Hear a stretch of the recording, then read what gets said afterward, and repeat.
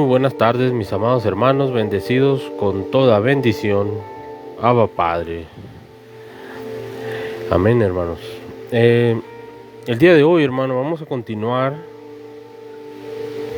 con esta serie que estamos llevando, que trata sobre la obediencia de Cristo y cómo nosotros debemos obedecer al igual que Cristo lo hizo. Entonces, esta serie lleva por título La perfecta obediencia de Cristo. Vamos en el capítulo número 4 y final. Amén.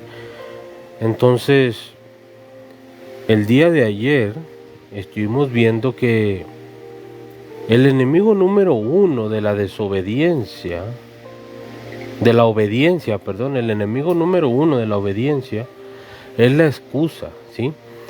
Y relatábamos la parábola del gran banquete, amén, que dio Cristo. Entonces, en ella vimos que el siervo salió y obedeció la voz de su amo y trató de traer a los que pudo encontrar y los obligaba a entrar. Entonces, hay personas, hermano, mirábamos el día de ayer que hay personas, hijos de Dios, que usan su condición familiar para excusarse cuando tienen un compromiso social.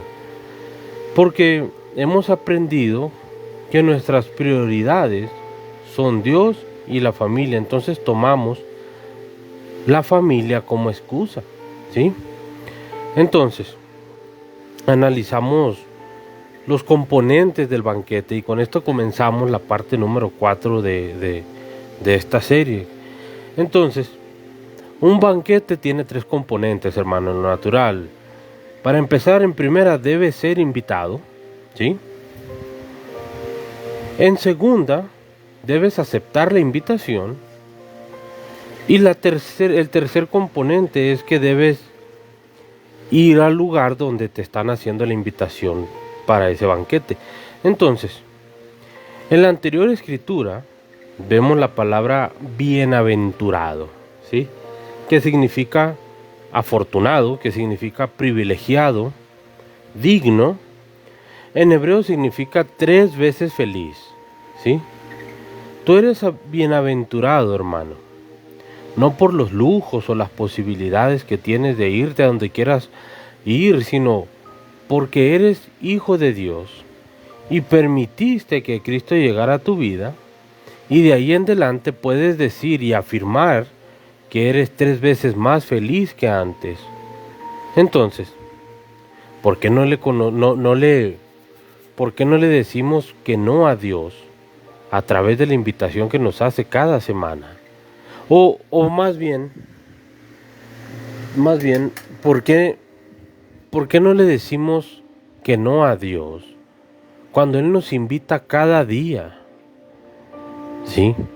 No cada fin de semana, ahora vamos a ponerlo cada día. Y si nos vamos más a fondo, ¿por qué no le decimos que no a Dios a través de la invitación que nos hace cada hora? ¿Sí? Cada tiempo, sobre el tiempo. Entonces, ¿por qué cuestionamos cuando debemos venir o ir a la iglesia? O cuando debemos de hacer algo extra para alguien más. ¿Por qué cuestionamos eso? Si eso hace parte del banquete que Dios nos ha preparado para seguir en continuo crecimiento y transformación, entonces no tenemos por qué dar alguna excusa o salir con alguna. Tú y yo, hermano, debemos sentirnos bienaventurados 3 veces. Esta es la palabra que quiere decir 3 veces feliz, por ser hijos de Cristo, por ser hijos de Dios y por ser hijos de esta casa, que es la casa de Cristo. Amén. Entonces nos acostumbramos al banquete, nos acostumbramos a la mejor comida, ¿sí? Pero lo que no debes de acostumbrarte, hermano, es a menospreciar lo que Dios trae a través de los apóstoles para ser bendecidos. Amén. Lo que nos enseña la Escritura, pues. Porque tú y yo, lo que tenemos que ser es obedientes y recibir lo que Dios tiene para nosotros. Qué bueno sería que tú y yo fuéramos como un control de televisor, ¿sí? Que solo le debes de poner pilas para que funcione. Y debe de tener para funcionar también una mano para que a través de un botón le des clic a ese botón y la orden fluya para que actúe. Y lo que sucede es que prende el televisor y sale una imagen. Eso es lo que Dios espera que hagamos, que nos pongamos en las manos del Maestro para que cuando nos diga qué hacer, nosotros actuemos como el control. Pero la pila de este control se puede llegar a apagar por medio de, no sé, el orgullo. Puede ser la primera causa de desobediencia, es el orgullo, ayer lo estábamos viendo. Las excusas. Entonces, pero ¿sabes qué es lo único que la va a volver a recargar, hermano? La obediencia, ¿sí? La obediencia a la palabra de Dios y la llenura del Espíritu Santo. Haz de la obediencia, hermano, un estilo de vida, así como has hecho a Jesús un estilo de vida. Y no solo abrirá las puertas de los cielos, sino que serás de bendición para muchos. Porque cuando Dios bendice a la cabeza, necesariamente, esa bendición es la que más abunda. Porque esa bendición en la cabeza baja al cuerpo. Y no hay un acto de obediencia que no traiga consigo una bendición. Mira, hermano, he escuchado cómo algunas personas no creyentes han dicho que Dios es un Dios castigador y que es un Dios de venganza, ¿sí? Es verdad que el pueblo de Israel, en aquel tiempo, aquel que no cumpliera las leyes era condenado a la muerte. Y que una de las normas impuestas por Dios era el dicho bíblico que está en Éxodo 21:24 y en Mateo 5:38 al 41, que dice ojo por ojo y diente por diente, ¿sí? También el pueblo tuvo que ir a la guerra y destruir a todos sus enemigos. Todos estos argumentos parecieran indicar que verdaderamente Dios es un Dios castigador y vengativo. Sin embargo, hermano, cada cosa tiene una razón de ser. Va mucho más allá de lo que parece ser, así como la historia del niño que llamó a la policía. No sé si han escuchado, ahorita les voy a poner este ejemplo.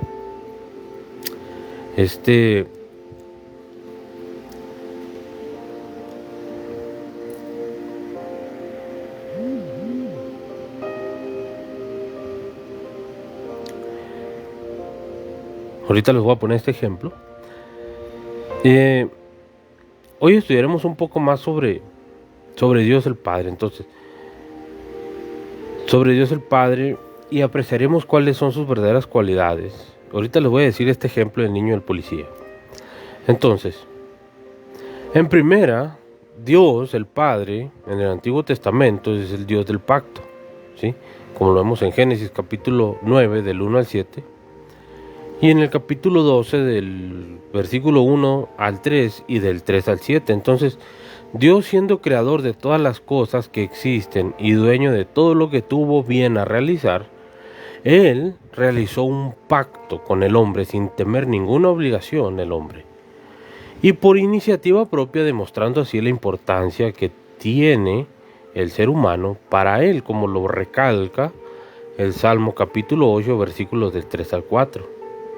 Entonces, el primer pacto lo hizo Noé, ¿sí? Luego de que se terminara el diluvio, Dios bendijo a Noé y le prometió a él y a su descendencia que más nunca destruiría el mundo con un diluvio, y colocó también una señal entre ellos que fue un arco iris. No sé si recuerdas esta historia. Entonces, el siguiente pacto que realizó Dios con el hombre fue con Abraham, ¿sí? El cual recibió la promesa,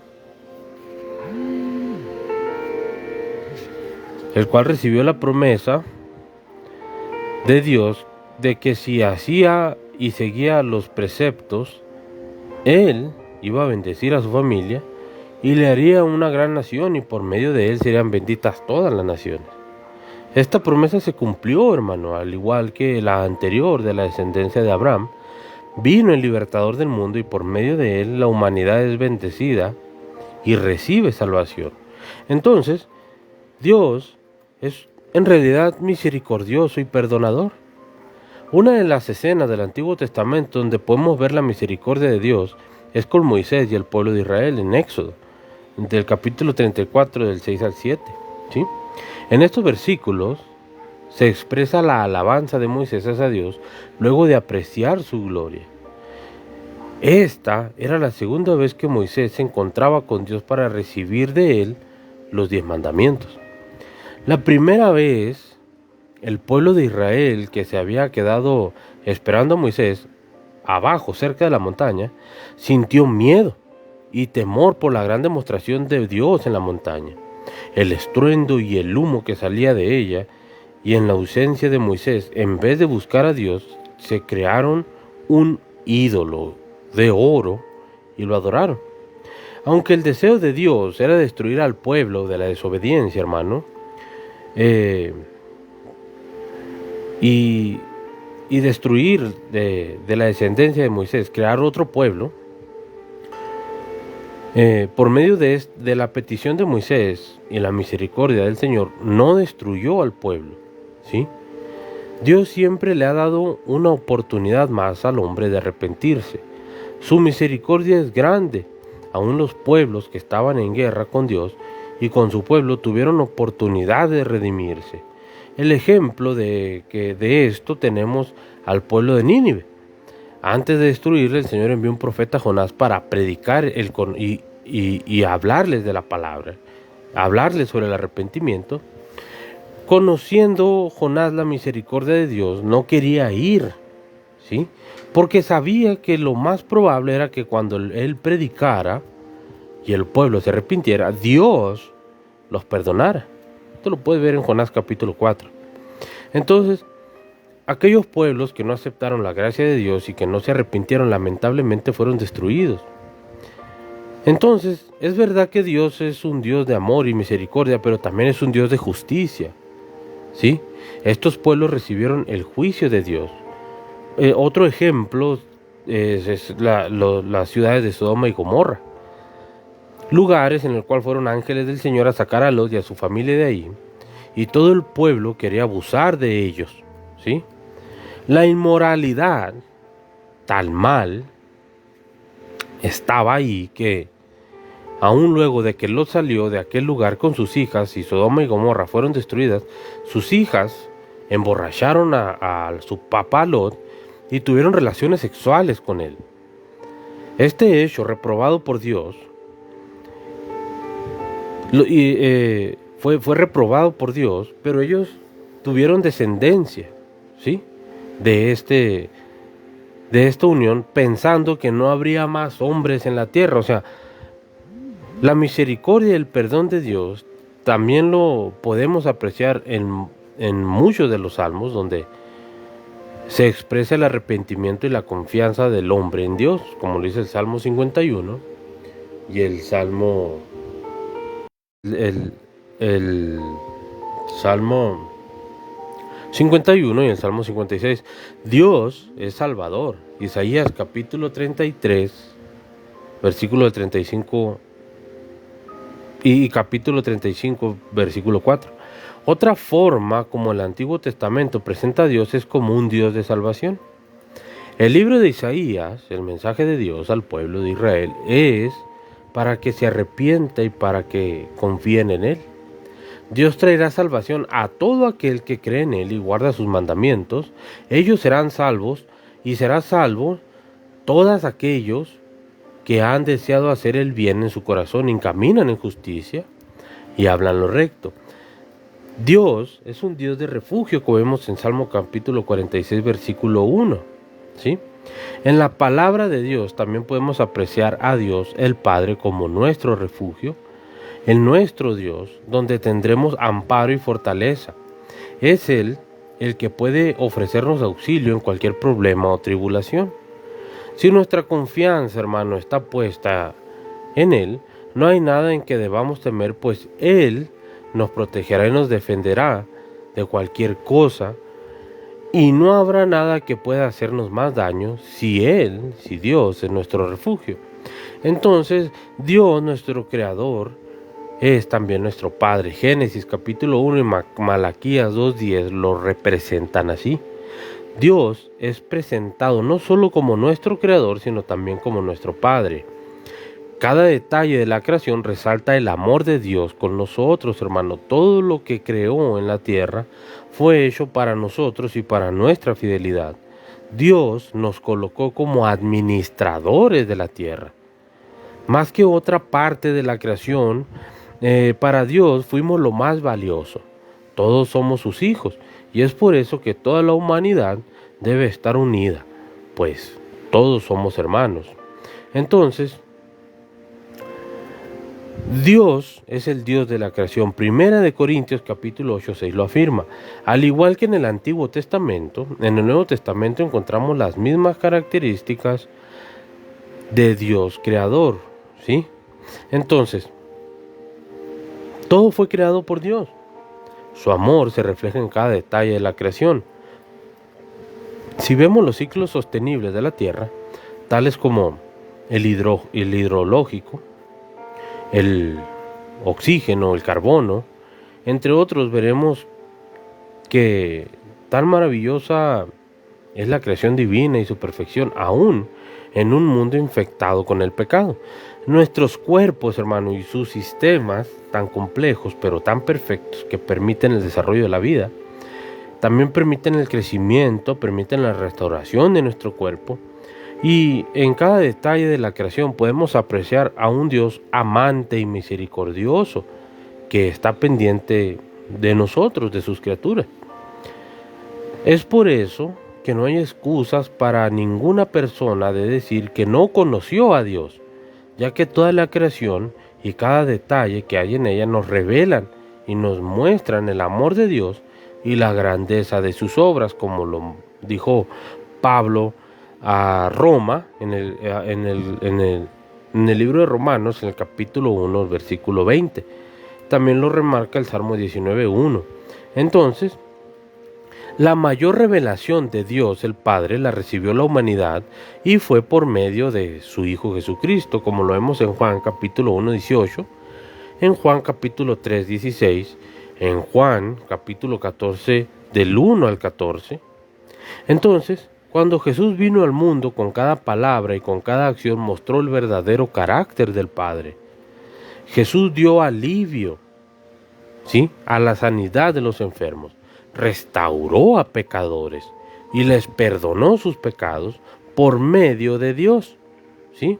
La humanidad volvió a tener esperanza, volvió a tener paz, volvió a tener felicidad y sobre todo, hermano, lo que vino Cristo fue a darnos salvación. El amor de Dios con la humanidad fue tan grande que entregó a su Hijo para que muriera en nuestro lugar y pagara nuestra culpa.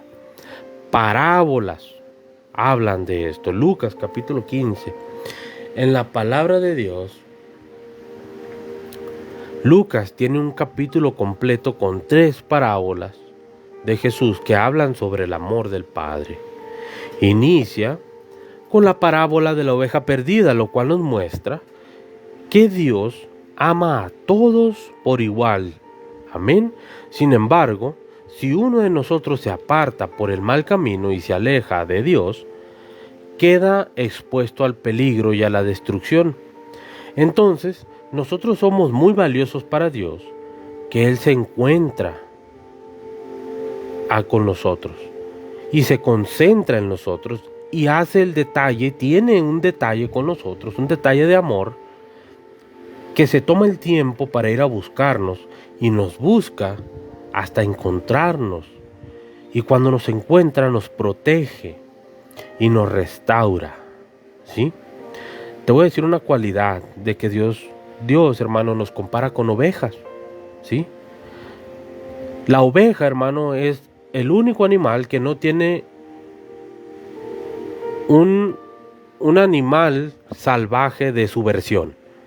La oveja ocupa necesariamente un pastor, ¿sí? Entonces, cuando una oveja tiene la tendencia a perderse, a salirse del redil, el pastor toma una acción sobre la oveja y es quebrarle la pata, ¿sí? Le quiebra la patita, en amor le quiebra la pata, y en el proceso, hermano, de que la pata de la oveja vuelve a restaurarse, a pegarse su hueso, el pastor la carga sobre sus hombros, ¿sí?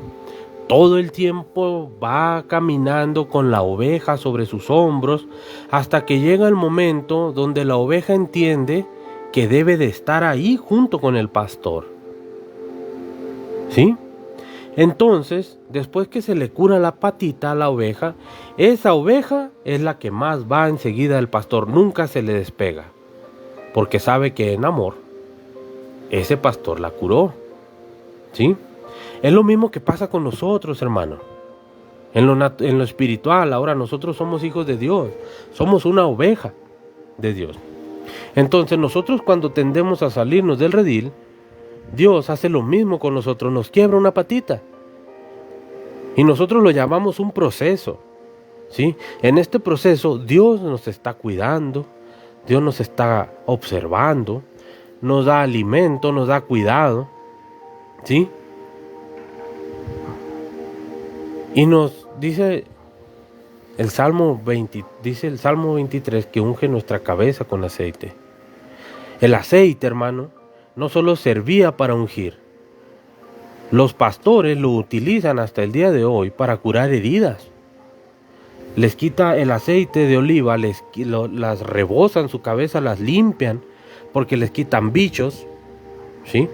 Les libran de enfermedades y hace que su pelaje no se enrede tanto. Entonces, Dios no solamente te cura, sino que rebosa tu cabeza con aceite. Tu copa siempre está rebosando. Rebosa de aceite. La palabra rebosar en las fiestas hebreas, hermano, quiero que entiendas este punto. Este es otro punto muy importante. En las festividades hebreas, cuando había alguien importante en la fiesta, ¿sí? El anfitrión de la fiesta servía el vino en la copa, pero a la persona más importante le rebosaba la copa. Rebosar es tirar del vaso, llenar, sobrellenarlo, porque para él esa persona era importante. Es lo que significa rebosas. Mi copa está rebosando, rebosas mi copa. Unge mi cabeza con aceite y mi copa está rebosando del vino de la santidad, del vino del Espíritu Santo. Dios nos rebosó a nosotros del Espíritu Santo. Gloria a Dios, aleluya. ¿Sí? Entonces, nos muestra este acto que Dios nos ama a todos por igual. ¿Te das cuenta, hermano? Dios nos protege y nos cuida y nos restaura y nos rebosa de la unción del Espíritu Santo. Y en realidad, esto lo hizo Dios después de que la humanidad tomó el camino equivocado a la perdición, ¿sí? Dios mismo se entregó por medio de su Hijo, el cual dejó todo para rescatarnos y redimirnos y librarnos de la muerte. Entonces la parábola siguiente nos habla también del amor de Dios, que es de la moneda perdida.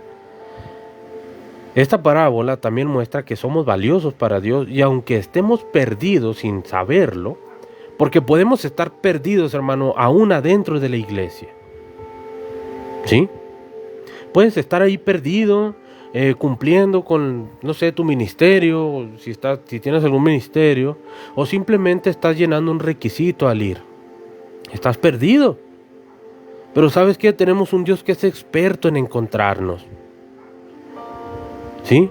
Así como Él encontró a la oveja perdida, Él te dice, ¿te quieres esconder?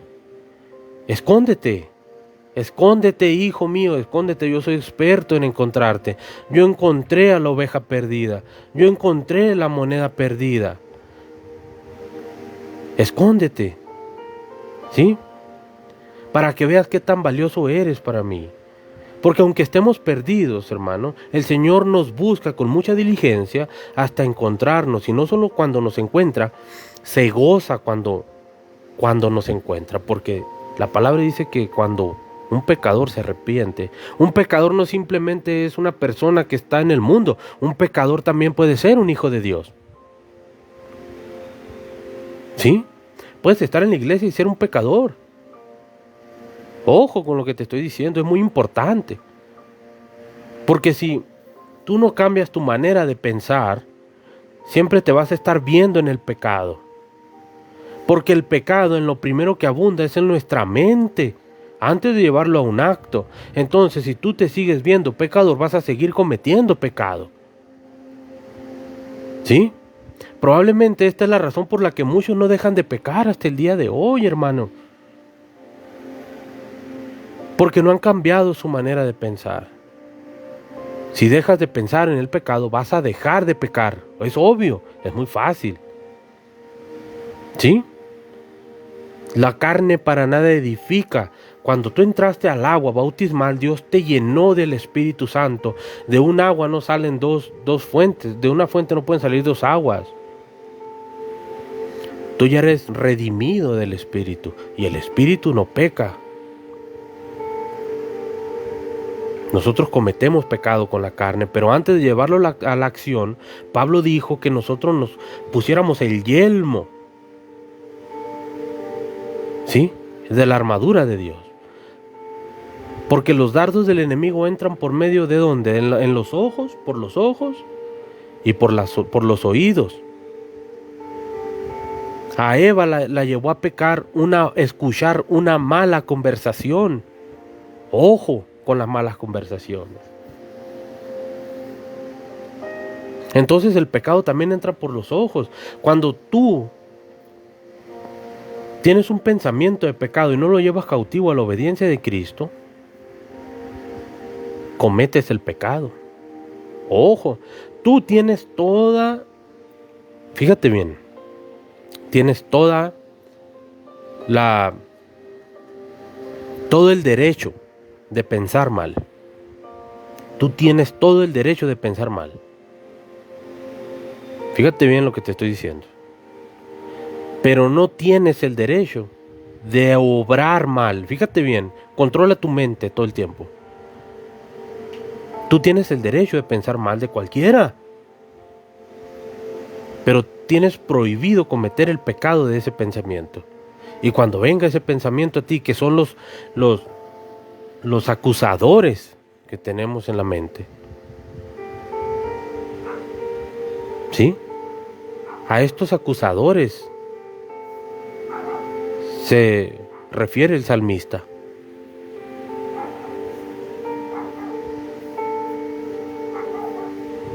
El salmista los menciona como angustiadores, en presencia de mis angustiadores. ¿Dónde te angustias? En la mente. Una angustia, una preocupación te lleva a pensar en algo malo. Entonces, eso causa temor. Y el temor es fe al revés. Ya lo estuvimos viendo ayer. Ojo, Job dijo: lo que yo temí, eso me vino. Así que hay que tener cuidado, hermano, con lo que pensamos. Entonces la tercera parábola que muestra Lucas es la del hijo pródigo. En lo personal, esta es mi parábola favorita. Y da una vislumbre más amplia de cómo es la humanidad de desagradecida, que no le importa todo lo que Dios hace por ella, representando así al hijo pródigo, lo cual exige que le den su herencia, recibe las bendiciones de Dios y la malgasta desperdiciando todo hasta quedar en la ruina. Fíjate bien, el hijo pródigo, hermano, en su mente siempre tuvo la oportunidad de regresar. Todo el tiempo tuvo el hijo pródigo la oportunidad de volver a Dios, de volver a su padre. Nosotros como hijos pródigos, cuando anduvimos en el mundo, teníamos riqueza, no sé, tenía amigos, ¿sí? Pero sabías que estabas haciendo lo malo. Entonces, cuando el hijo pródigo vio que ya no tenía dinero y que estaba comiendo algarrobas, cayó en cuenta, fíjate, su mente se liberó y cayó en cuenta que él estaría mejor con su padre, aún trabajando de siervo. Entonces,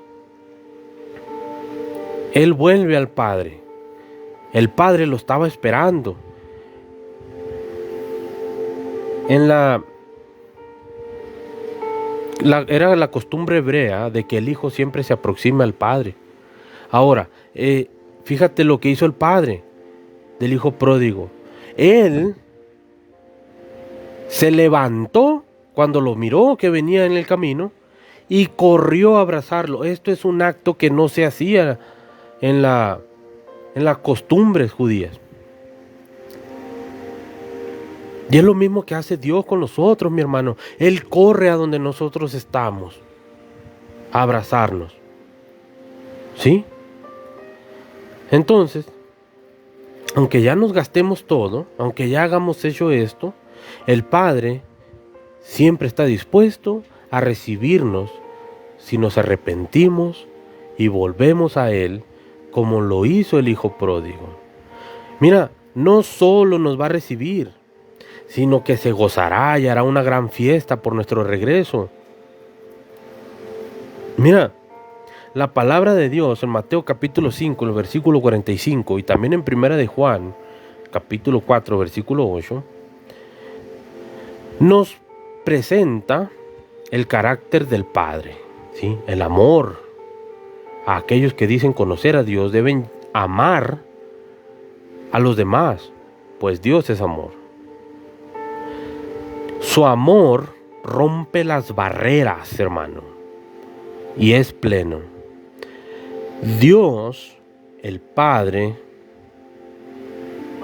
Él derrama sus bendiciones sobre buenos, sobre malos, sobre justos, sobre injustos, ¿sí? Así que de la misma manera nosotros debemos amar, bendecir a nuestros enemigos, incluso a nuestros enemigos, ¿sí? Pero es lo que pasó, fíjate, así rápidamente, es lo que pasó con Onésimo y Filemón, ¿sí?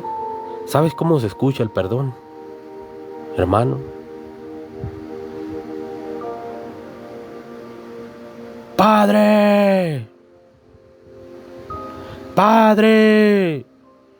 Perdónalos, porque no saben lo que hacen. Nuestro hermano Esteban hizo lo mismo, y es lo mismo que tenemos que hacer nosotros. Entonces, cuando el perdón ya lo hiciste así, tú le estás diciendo a Dios que haga su justicia. Tú no necesitas decirle, Dios, lo perdono, pero habla con él o trata con él. No, hermano, no.